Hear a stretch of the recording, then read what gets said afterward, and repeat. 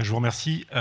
Donc initialement, le colonel Boismoreau, mon chef de service, devait faire cette présentation. Donc je l'excuse, il a été convoqué par le major général de la gendarmerie pour une réunion. Donc le major général chez nous, c'est le numéro 2. Donc quand il nous invite à une réunion, on a tendance à y aller.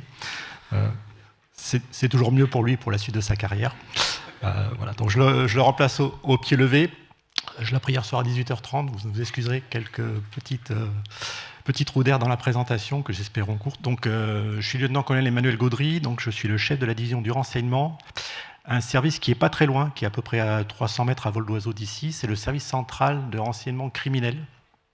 C'est une structure qui est, pour la situer, qui est à côté des Trois Fontaines, pour ceux qui connaissent, en face du tribunal administratif. C'est un pôle qu'on appelle le pôle judiciaire de la gendarmerie, qui regroupe deux entités majeur, il y en a d'autres, le service central de renseignement criminel qui est constitué de différentes entités, une entité dont je dis à peu près après, et un autre service qui est l'Institut de recherche criminelle de la gendarmerie. En gros, ce pôle judiciaire agglomère des connaissances de l'enquête en elle-même, le volet plutôt police judiciaire, et des connaissances liées à l'enquête, mais plutôt liées à la gendarmerie scientifique. Ce sont ce qu'on appelle les experts dans les séries, hein, les petits bonhommes en lapin blanc qui font les prélèvements, et puis il y a d'autres bonhommes dans les laboratoires qui, eux, produisent des analyses, obtiennent des résultats, les interprètent et produisent des rapports d'expertise. Voilà. Donc l'ensemble des deux permet d'avoir un système intégré et de réponse. Le service central de renseignement criminel, c'est une entité d'à peu près 200 personnels. En tout cas, c'est l'objectif de notre chef.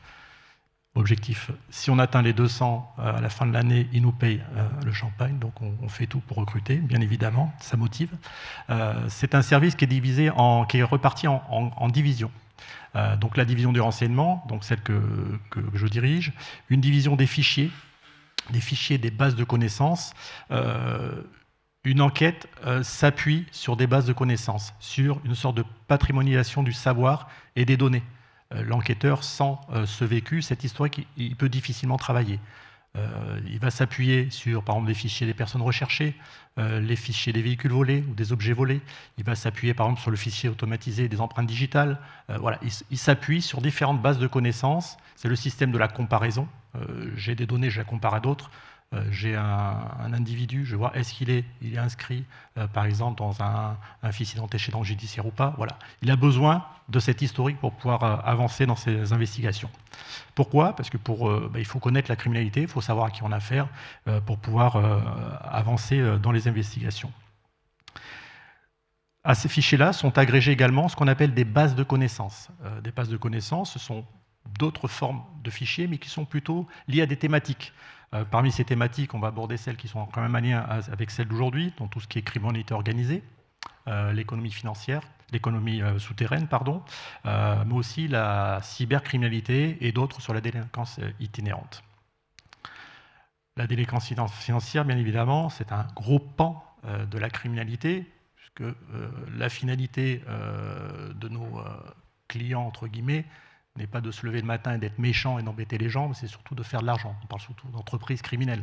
Entreprises criminelles qui prennent le code des entreprises, ils ont un business model, ils ont des gens qui sont des rabatteurs, ils ont des fournisseurs, ils ont des resellers, donc des livreurs, et des gens qui stockent, etc. et d'autres qui essaient de développer le marché. Donc il faut aussi que tout ceci fonctionne. Tout ceci a trait à tout ce qui est délinquance de type prédation, les vols, la fraude, le chantage, etc. Alors là, j'ai un petit bouton, normalement. Non, c'est toujours pas ça. Dans l'autre sens? Il est où? Ah, très bien, merci. Non, ça marche toujours pas. C'est quel bouton? C'est celui-ci, le vert. Voilà, très bien, merci.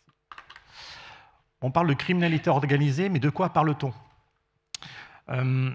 En droit français, la criminalité organisée, ce n'est pas vraiment défini stricto sensu.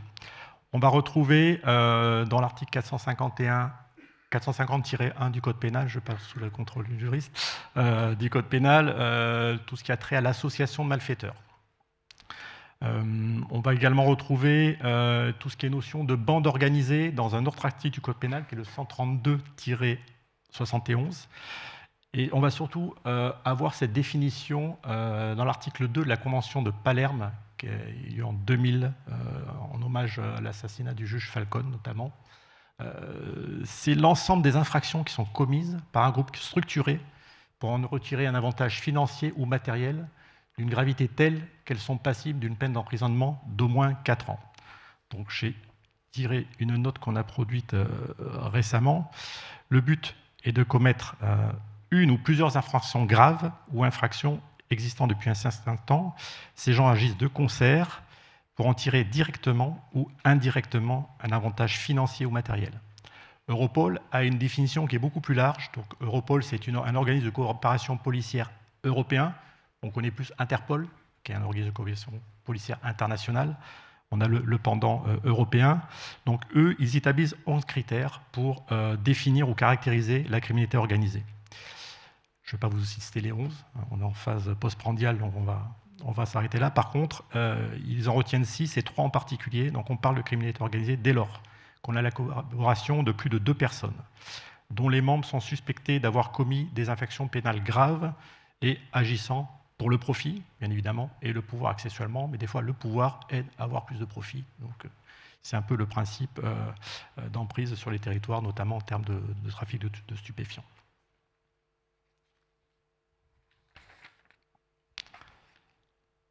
Bouton vert. Donc la criminalité, on va parler de trafic. Tout peut faire l'objet d'un trafic. Donc on a tout ce qui est bien illicite, donc forcément la vente est interdite, donc là c'est du trafic.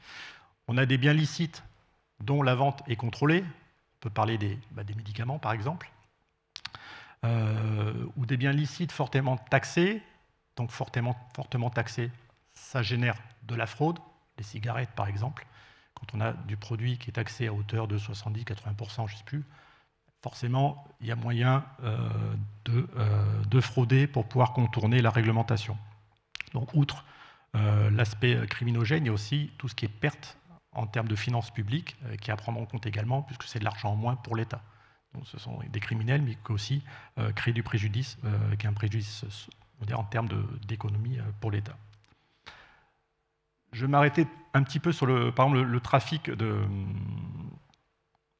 cigarettes, par exemple. Le trafic de cigarettes, je crois que c'est 127% d'augmentation ces derniers temps. Donc c'est énorme. Il y a 2 aspects. Il y a un aspect, bien sûr, atteinte à la santé publique, hein, puisqu'il y a tout un volet contrefaçon de tabac, donc avec des produits qu'on ne maîtrise pas, qui ne sont pas contrôlés. Et il y a un phénomène de contrebande en lui-même. Ce sont des produits, on va dire, entre guillemets, fabriqués normalement, mais qui sont trafiqués. Autre aspect du trafic de cigarettes, forcément les peines sont moindres, donc il y a moins de risques pour les criminels, mais ce sont les mêmes criminels qu'on va retrouver sur le trafic de stupéfiants. Et des fois, il y en a une hybridation des 2 trafics, hybridation avec le volet violence qui va avec. Donc tout ceci n'est pas neutre. On peut dire, oui, c'est que du trafic de cigarettes, mais non, ça va plus loin. Ça va beaucoup plus loin que ça. Nous allons retrouver donc le trafic de médicaments, migrants, d'armes à feu. Notre service, le service central de renseignement criminel, je parlais de synergie par rapport avec le laboratoire qui est de l'autre côté de la cour, a des plateaux d'investigation pour pouvoir identifier avec des systèmes de détection, par exemple de tout ce qui est produit précurseur d'explosifs. Donc là, on est en lien avec nos enquêteurs de la division des opérations et nos experts du département incendie-explos. On en fait de même sur le vol de véhicules, la fraude à l'immatriculation, la fraude à l'identité. Tout ceci qu'on va retrouver également sur le volet trafic de stupéfiants, puisque les véhicules peuvent être utilisés pour des cambriolages, les véhicules peuvent être utilisés pour du trafic de stupéfiants. Vous voyez, tout ceci est un petit peu lié. L'atteinte aux personnes, les infractions financières, bien évidemment, notamment le travail illégal, tout ce qui est phénomène de prédation, je l'ai évoqué tout à l'heure, avec la finalité qui est le blanchiment. Le blanchiment, c'est tout simplement dissimuler l'origine d'une richesse mal acquise pour la réinjecter dans un circuit légal et se refaire quelque part une virginité.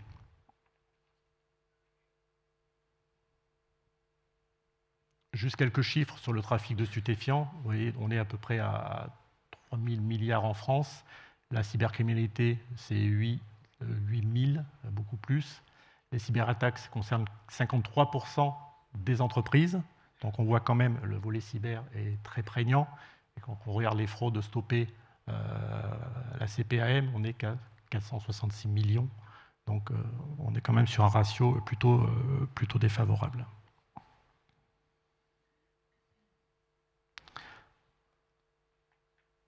Voici une photographie en instantané de la criminalité organisée sur le territoire national, zone gendarmerie. Donc on n'a pas les données police, mais on voit que ça recouvre l'ensemble du territoire. Il n'y a pas de région forcément épargnée. Donc on voit que c'est un phénomène national, avec bien évidemment des ramifications internationales. Les zones frontalières, comme vous pouvez le voir, sont fortement impactées. Et on n'a pas représenté l'outre-mer, mais on a une surreprésentation de la criminalité en outre-mer. Pourquoi? Ce sont des territoires qui sont positionnés sur des zones de flux. Je vais revenir encore sur le trafic de stupéfiants. L'Arc antillais, la Réunion, l'Océanie sont forcément sur des flux de marchandises et forcément sur des flux du trafic de stupéfiants. Face à ce constat très optimiste, l'État organise sa réponse.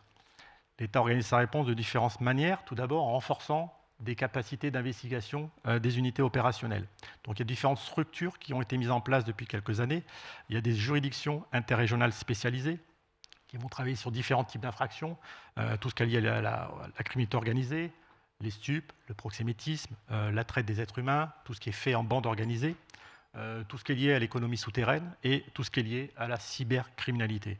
Et depuis 2019, ils sont appuyés par une juridiction nationale de lutte contre la criminalité, ce qu'on appelle la JUNALCO. Peut-être que vous avez déjà entendu ce terme. Donc l'idée, c'est de donner plus de moyens en termes de lutte contre le blanchiment et notamment tout ce qui est détection de tout ce qui est cryptoactif. Parce que bien évidemment, ces criminels-là, il y a de moins en moins de monnaie sonnante et trébuchante. Ça fonctionne beaucoup par tout ce qui est numérique et le crypto. L'autre levier, c'est le développement du renseignement criminel à visée opérationnelle et stratégique. Donc, toutes nos unités produisent, en tout cas, sont engagées dans le renseignement criminel, bien évidemment. C'est capitaliser le savoir pour en faire de la donnée et pour lutter contre les phénomènes, mieux connaître les phénomènes, mieux connaître les groupes, mieux connaître les individus. Donc on va sur une approche de ciblage. On va travailler sur les individus. Quand j'étais en criminalistique, on partait des faits et on remontait jusqu'à l'auteur. Et bien dans le renseignement criminel, c'est le contraire. On va d'abord chercher les auteurs, ce qu'on appelle des délinquants prolifiques. Ces délinquants prolifiques, certains d'entre vous ont sûrement entendu parler de la loi de Pareto. Il y a une étude, en gros, la loi de Pareto, c'est 20% des causes 80% des problèmes.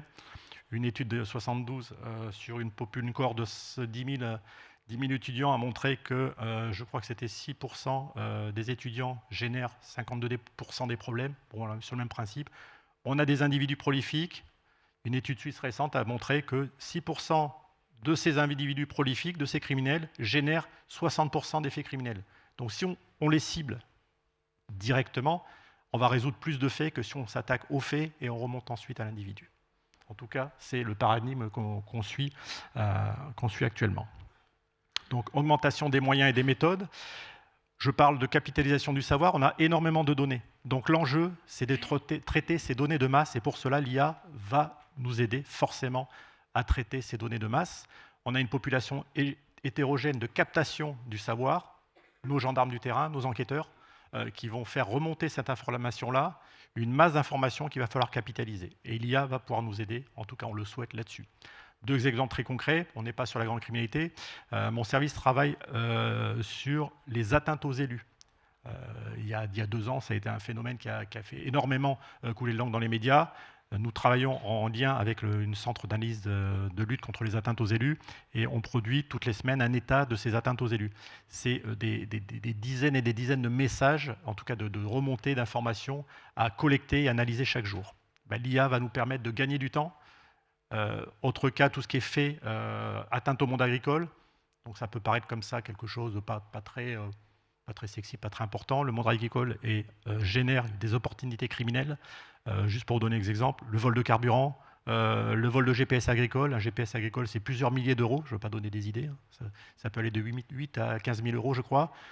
Vous le volez, bande organisée, vous le volez. Il y a très peu de protection chez les agriculteurs, hein, c'est dans le hangar. Quand le tracteur est fermé à clé, c'est déjà pas mal. Vous le volez très facilement et ça part dans les pays de l'Est de l'Europe, gros producteurs de céréales. Voilà, c'est QFD. Donc il va falloir analyser ces atteintes-là pour produire annuellement un état pour sensibiliser les unités territoriales, les décideurs sur ces phénomènes-là qui atteignent le monde agricole avec forcément des répercussions économiques majeures pour l'État. Donc notre enjeu, il est là. Nous faisons des tests, nous avons un centre de traitement de l'IA, en tout cas de recherche IA au sein du service pour pouvoir justement gagner du temps. Et les premiers tests sont plutôt positifs, mais il faut qu'on éduque un peu la machine pour que ça soit beaucoup plus efficace. Donc l'idée aussi, c'est de gagner en cohérence avec une meilleure coordination de l'action qui soit répressive. Répressive, ça c'est le métier du gendarme forcément, mais on a également une approche préventive, ça c'est important. Si vous sensibilisez les agriculteurs au fait qu'il y ait des vols, vous les aidez à remédier, donc à entraver l'activité. Des fois c'est tout bête, hein, ça peut être fermer votre tracteur à clé déjà, ou mettez-le dans un hangar fermé à clé, ça peut être ça. Mais il y a d'autres modes de remédiation bien évidemment. Une approche partenariale, une entité, un exploitant qui est victime de fraude de manière massive par des groupes criminels organisés, on a peut-être un moyen de l'accompagner pour contourner certaines choses pour que le système de fraude soit moins efficient et du coup le criminel va se retourner vers quelque chose de plus pratique, de plus facile et qui rapporte plus d'argent. Ça, c'est l'essentiel de notre travail. Pour terminer, j'ai évoqué tous ces phénomènes-là. Le domaine de la santé est forcément un domaine qui génère une attractivité pour nos criminels. On a parlé de fraude avec exprimation en maladie, mais il y a bien d'autres. On peut parler des centres de santé déviants, mais je ne vais pas aller plus loin. En tout cas, c'est une forte opportunité pour les criminels. Juste pour donner un exemple, les fraudes de la caisse primaire sur maladie, je crois qu'en un an, c'est plus 50% de faits, mais c'est plus 100% de montants générés. Donc, c'est un sujet majeur. Et là aussi, c'est de l'argent public. Et donc, forcément, ça fragilise les caisses d'État. Voilà, je vous remercie pour votre attention. Je touche à rien, parce que je ne sais pas.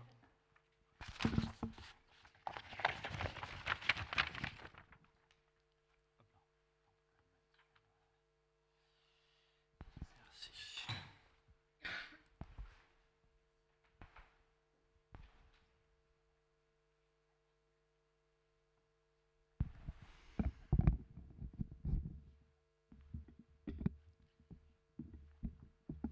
Bien. Bonjour, vous m'entendez? Parfait. Alors, juste un mot sur l'organisme que je représente, le CESAN. C'est le commandement pour l'environnement et la santé. Donc c'est un commandement qui est au sein de la gendarmerie, qui est chargé de mobiliser l'ensemble de la gendarmerie sur les missions de lutte contre les atteintes à l'environnement et à la santé. Voilà. Alors, je vais vous... le bouton vert...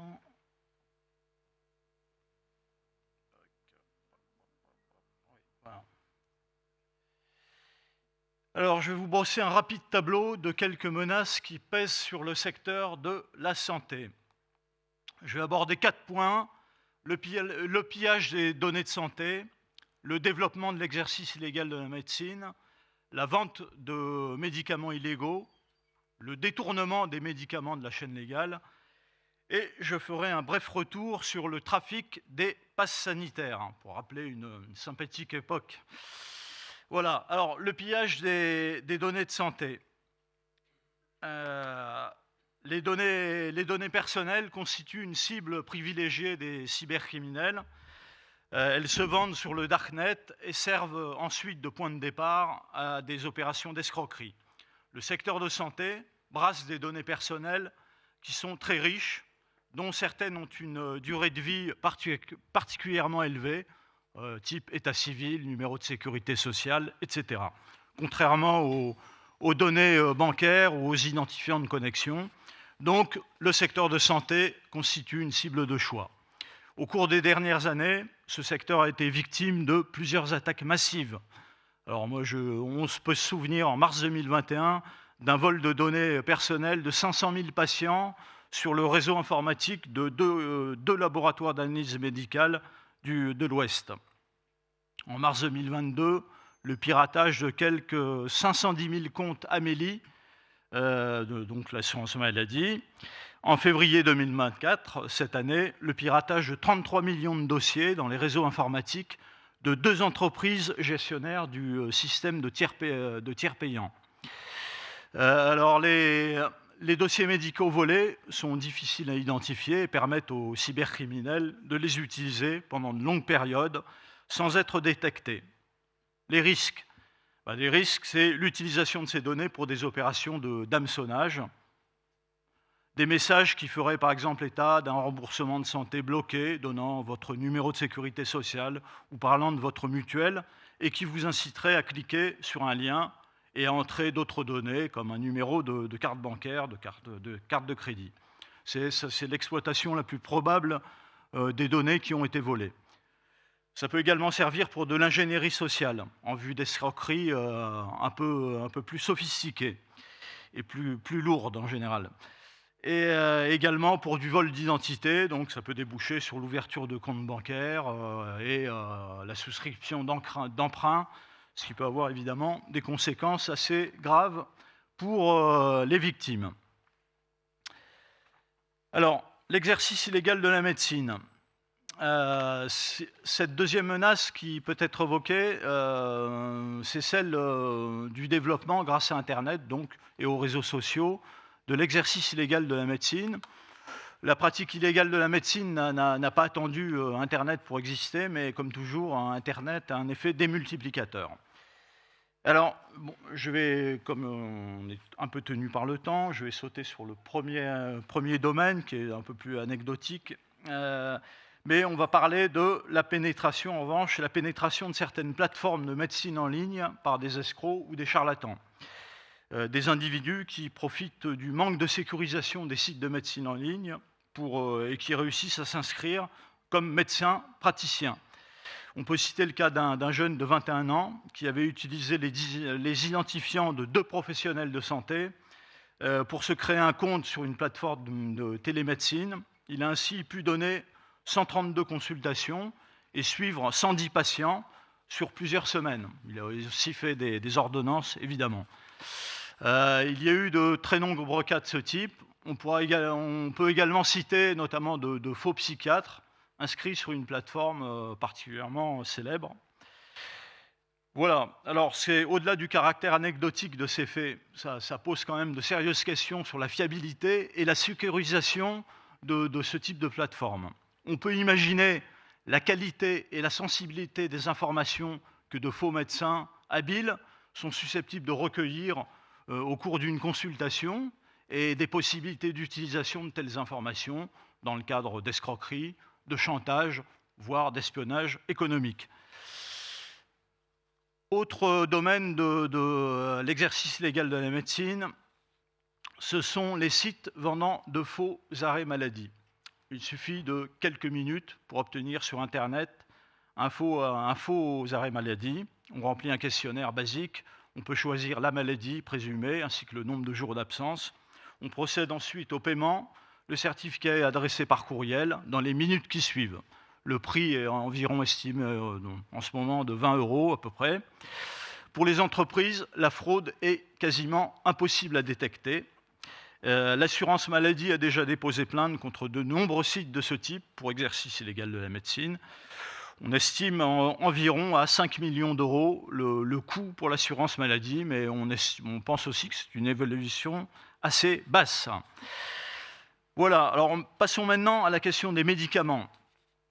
On peut identifier 2 menaces majeures les concernant. C'est l'introduction dans notre pays de médicaments interdits, dangereux, contrefaits ou falsifiés, d'une part, et d'autre part, la sortie de médicaments de la chaîne légale pour être vendus et utilisés hors de tout contrôle sanitaire, que ce soit à des fins de soins ou pour du mésusage. Alors, la vente de médicaments illégaux en ligne, la France a pour particularité d'être dotée d'un circuit pharmaceutique assez hermétique qui propose des médicaments peu chers, faciles d'accès et en abondance. Donc son circuit de distribution légal est par conséquent préservé des produits de santé contrefaits. Pour autant, Internet a permis la création d'un circuit parallèle d'approvisionnement aux produits contrefaits, falsifiés ou sans autorisation de mise sur le marché, pour répondre à une certaine demande, celle des produits dits de confort, donc tout ce qui concerne l'amincissement, les troubles sexuels, et également les produits à destination des sportifs et des adeptes de la musculation, donc les stéroïdes, les hormones et les produits dopants. Qu'est-ce qui favorise ces trafics? Bon, d'abord, l'explosion du e-commerce dans le monde. Pour la France, un chiffre d'affaires de 45 milliards en 2012 et de 159 milliards en 2023. Évidemment, corrélativement, c'est également favorisé par l'énorme croissance du fret postal. La fragmentation des envois permet aux produits contrefaits de se noyer totalement dans l'immensité du trafic postal. Évidemment, l'anonymat, au moins relatif d'Internet, et la flexibilité. Un contrefacteur peut monter une offre commerciale en ligne à partir de n'importe quel point de la planète pour un faible coût. S'il est démantelé, son site est remplacé par un autre. Il a des coûts de distribution réduits, il peut procéder avec une absence de distribution physique, une absence de stock, pratique de la livraison directe, pas de contrôle nécessaire des vendeurs. Internet permet de toucher une audience globale composée d'acheteurs actifs. Un exemple de montage rencontré par la gendarmerie dans une enquête, donc une fausse pharmacie française en ligne, hébergée sur un serveur russe, qui proposait des médicaments érectiles, notamment fabriqués en Inde, et avec un paiement final dans une banque d'Azerbaïdjan. Voilà. Donc tout ça est très simple, comme vous vous en doutez. Le détournement des médicaments de la chaîne légale.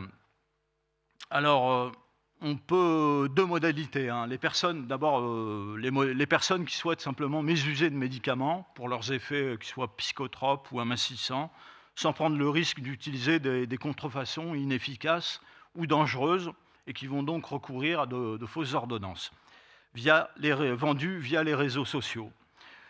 Et d'autre part, les véritables réseaux criminels organisés de trafic de médicaments. Alors le trafic simple, un exemple basique, c'est l'Ozempic. Vous avez peut-être entendu parler de ce médicament qui défraie pas mal la chronique. À la base, c'est un antidiabétique qui a ensuite montré son efficacité dans le traitement contre l'obésité. Donc de ce fait, l'Ozempic est devenu extrêmement populaire parmi les influenceurs comme substitut du régime pour la perte de poids. Donc si on ne veut pas prendre le risque d'utiliser des contrefaçons douteuses en vente sur la toile, on se tourne vers une fausse ordonnance. Via les réseaux sociaux ou les messageries cryptées, vous pouvez rentrer en contact avec un vendeur d'ordonnances et lui demander une prescription d'Ozempic en moins d'1 heure après avoir payé une dizaine d'euros sur PayPal ou par n'importe quel autre système de paiement. Vous recevrez une ordonnance à imprimer au nom d'un médecin qui existe réellement dans la ville que vous avez demandé, avec une prescription cohérente. Même chose malheureusement possible pour les psychotropes, les opioïdes, etc. Alors les réseaux, eux, ils pratiquent du trafic en grand. Donc qu'est-ce qu'ils visent? Ils visent d'abord les traitements onéreux du type anticancéreux, avec des médicaments qui sont extrêmement coûteux, de plusieurs milliers d'euros parfois. Et ils visent quoi? Ils visent l'exportation, notamment vers le Proche-Orient. D'autre part, les médicaments détournés pour leur usage ou pour leur effet psychotrope ou pour les effets sur l'apparence physique. Donc ça, il y a pour les psychotropes, une grosse exportation vers le Maghreb ou alors une vente dans la rue dans les métropoles françaises. Hein, les psychotropes, c'est la drogue du pauvre. Hein, 1 à 2 euros un cachet de prégabaline dans la rue, qui est un genre d'opioïde. Et enfin, les médicaments tout venant, Doliprane, antibiotiques, qui font l'objet d'un trafic à l'exportation vers les pays qui ne sont pas dotés de structures pharmaceutiques développées. Ces réseaux recrutent sur les réseaux sociaux des collecteurs qu'ils envoient ensuite pratiquer du nomadisme pharmaceutique au moyen de fausses ordonnances, allant tête de médecins de ville ou de services hospitaliers et établis frauduleusement au nom des collecteurs. Les difficultés que rencontrent les pharmaciens pour identifier les fausses ordonnances sont de nature à faciliter ce mode opératoire. Une fois récupérés en nombre suffisant, les médicaments sont remis à ce qu'on appelle des mules qui sillonnent le territoire à la demande des groupes criminels, puis confiés à des intermédiaires en lien avec les têtes de réseau. Les collecteurs sont systématiquement des bénéficiaires de la complémentaire santé solidaire ou de l'aide médicale d'État, qui obtiennent donc les médicaments sans débourser d'argent. Et la rémunération d'un collecteur peut aller jusqu'à 200 € par boîte de médicaments, notamment pour les anticancéreux. Voilà, on a une boîte d'anticancéreux, le Mavirette, elle se vend 12 000 € la boîte. Donc évidemment, les réseaux font une petite culbute. Un exemple, l'un de ces trafics démantelés récemment par l'Office central de lutte contre les atteintes à l'environnement et à la santé publique, après 18 mois d'enquête, a abouti à la condamnation de 14 personnes en septembre 2022. Il portait sur 26 médicaments anticancéreux différents et utilisait 50 modèles de fausses prescriptions. Le préjudice causé à l'assurance maladie a été évalué dans cette affaire seul à 5 millions d'euros.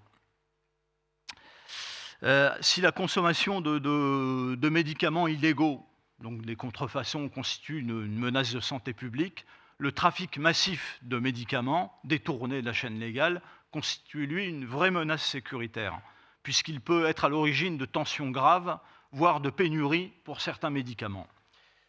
Alors, quelles sont les perspectives de lutte contre ce type de trafic ?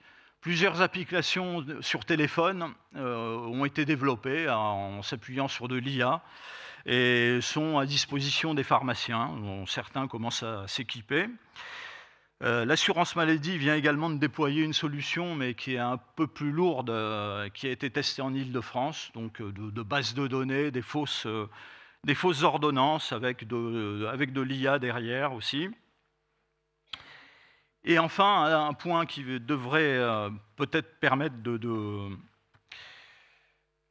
au moins d'entraver les trafiquants, c'est la mise en place de l'e-ordonnance, l'ordonnance numérique, qui a un début de déploiement qui est avec beaucoup de retard, mais qui est prévu pour le 1er janvier 2025, qui devrait contribuer à entraver les trafiquants. Donc ça impliquera que les médecins rédigent via un logiciel spécifique les ordonnances. Ces ordonnances seront versées dans une base de données de l'assurance maladie et ensuite, les patients seront dotés d'une prescription papier classique complétée par un QR code que pourra lire le pharmacien qui ira chercher les données sur le site de l'assurance maladie. Donc ça devrait permettre de gêner un peu nos trafiquants, au moins pour un temps. Alors je parlais de QR code, ça va nous permettre de revenir sur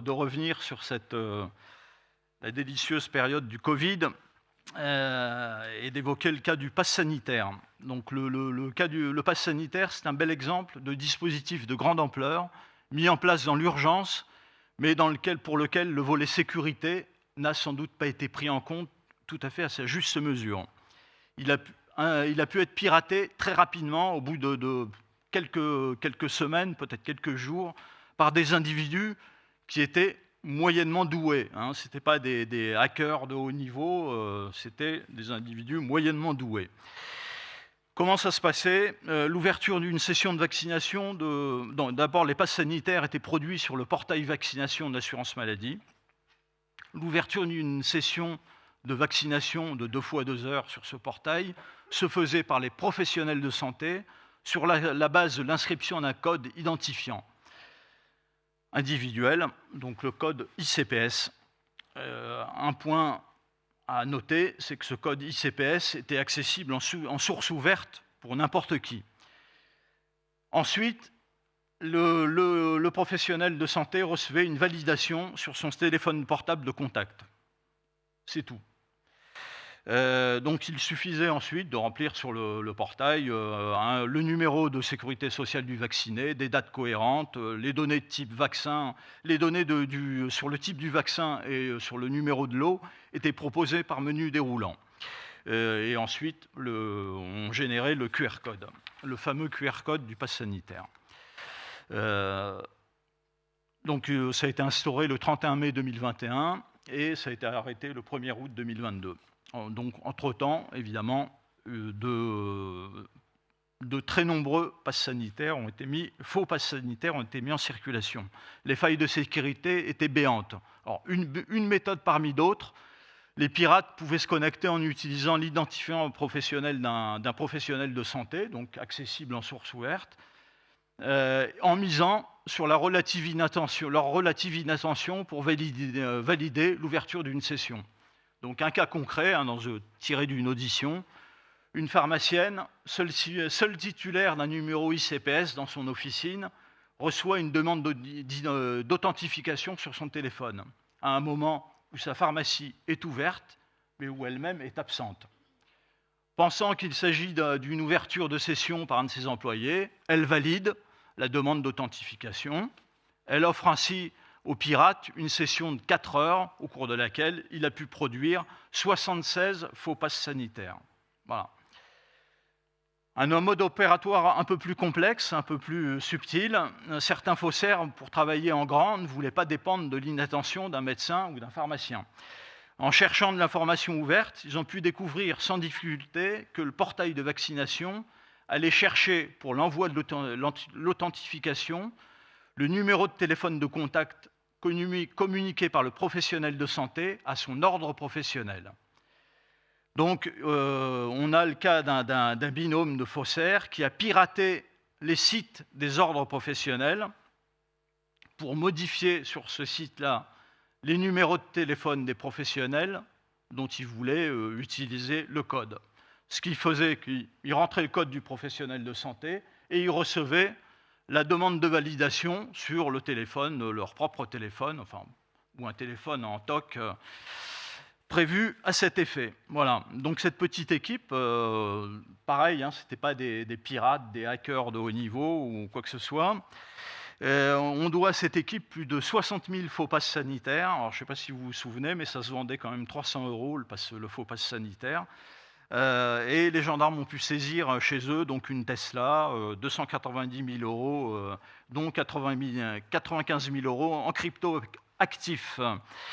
Au total, la police et la gendarmerie ont identifié la production de plus de 200 000 faux passes.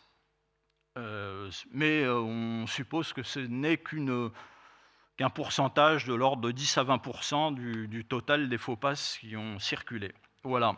Voilà, c'était quelques éclairages très rapides sur ce sujet.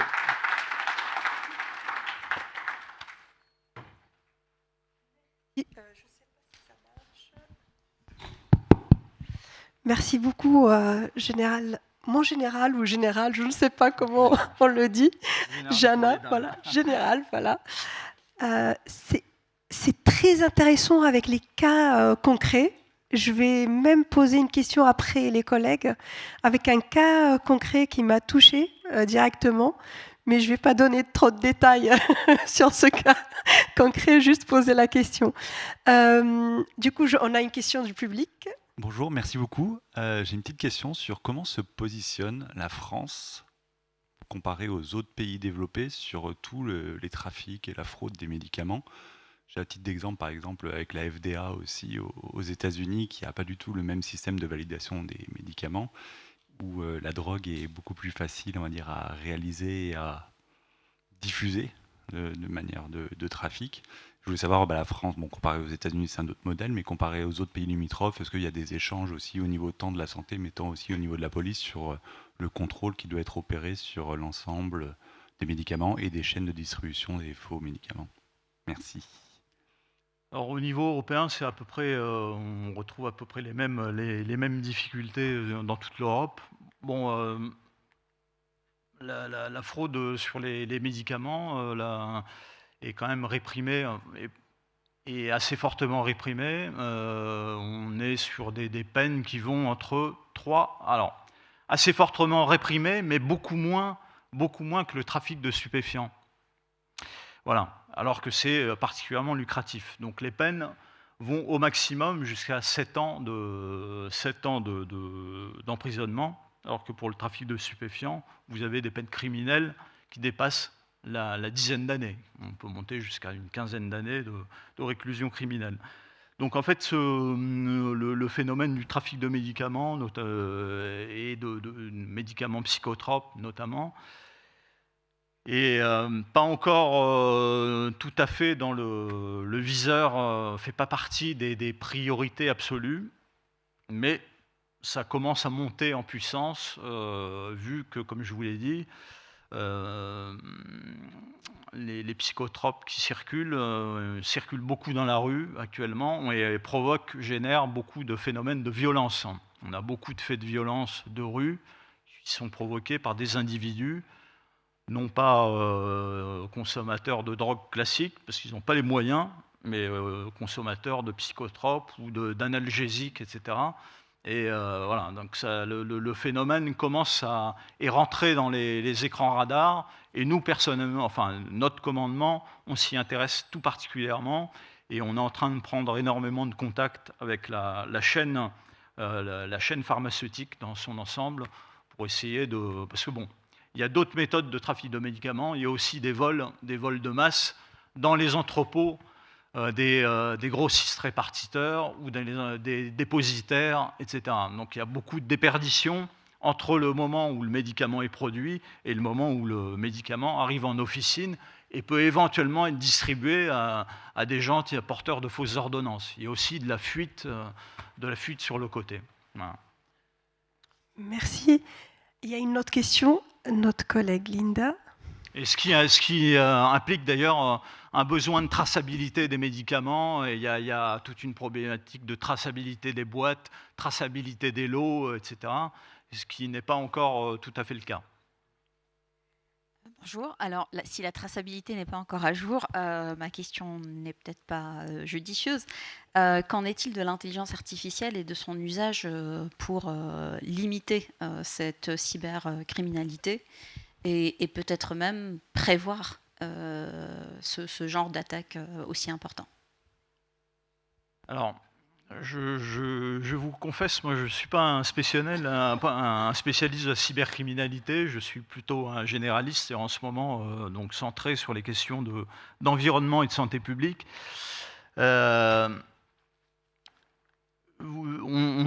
J'ai parlé d'applications qui étaient mises en œuvre pour détecter par exemple les fausses ordonnances. Donc on a eu contact avec un pharmacien qui était en cheville avec un informaticien, enfin ils ont développé une application qui fait appel à l'intelligence artificielle pour repérer, qui s'améliore au fur et à mesure évidemment de l'alimentation en fausses ordonnances et en vraies ordonnances, pour repérer les faux documents. Donc, et ça semble assez bien fonctionner. Voilà. Donc les erreurs, notamment les erreurs de prescription. Mais là aussi, hein, les trafiquants progressent au fur et à mesure et font maintenant des prescriptions qui sont cohérentes en termes qui pourraient avoir été faites par des médecins. Donc ça devient évidemment de plus en plus compliqué. Mais pour le rôle de l'IA dans ce domaine, je suis pas en mesure de vous répondre. Je n'ai pas les compétences nécessaires, malheureusement. Merci beaucoup. Nous avons encore une question. Merci. Merci pour la présentation, c'était super intéressant. Et en fait, j'ai même deux questions, mais ma première question, c'est peut-être plus une remarque qu'une question finalement. En fait, j'ai été particulièrement touché par votre partie sur le pass sanitaire, parce que à l'époque, je travaillais pour l'INRIA, qui a développé Stop Covid et qui est devenu après Tous Anti-Covid. En fait, il faut savoir qu'à l'époque, donc l'équipe de l'INRIA qui avait développé Tous Anti-Covid n'était pas spécialisée en cryptographie et cybersécurité. Et donc, mais l'INRIA était très fier de ce produit, donc ils se sont empressés de l'utiliser. Sauf que quelques jours après sa sortie, notre équipe de crypto avait détecté énormément de failles. et en fait, ça a été passé sous silence, parce qu'on était fiers de ce produit. Il ne fallait pas qu'une équipe de l'INRIA même attaque son produit. Et en fait, ce que je voulais savoir, une petite question à propos de ça, c'est est-ce qu'on en tire les leçons de tout ça? Qu'est-ce qu'on... Enfin, on n'est sûrement pas à l'abri de futures épidémies. Je vais jouer mon joker. Non, enfin, on en tire les leçons. Oui, il y a toujours de. Alors pour le pass sanitaire, à ma connaissance, enfin, il n'y a pas eu d'audit sur la question de la sécurité. Mais comme souvent, hein, quand l'État met en place des dispositifs, on est systématiquement, la sécurité n'est jamais prise en compte. C'est toujours après coup que les vilains petits canards commencent à arriver, la gendarmerie, la police évidemment, on s'est dire, mais dites, on a des escroqueries sur tel et tel dispositif qui a été mis en place, alors c'est MaRénov', etc. Enfin, tous les dispositifs qui génèrent de la sortie de l'argent de l'État sont systématiquement attaqués par des escrocs professionnels, avec utilisation du cyber ou non, en fonction des cas, mais voilà. Voilà, l'État a du mal, alors qu'il est prescripteur avec l'ANSSI, etc., il devrait être bien placé, mais pourtant, à l'intérieur du dispositif, ça semble être un peu compliqué de faire appel à des spécialistes, des gens qui sont confrontés à la cybercriminalité en permanence, pour essayer de discuter, puis avec des spécialistes de la cybersécurité également, d'anticiper en amont sur les failles qui peuvent exister. Non, on le découvre régulièrement après coup. Alors on fait des beaux audits ensuite, qui débouchent sur des recommandations. Voilà. Mais les recommandations ont parfois du mal à être prises en compte.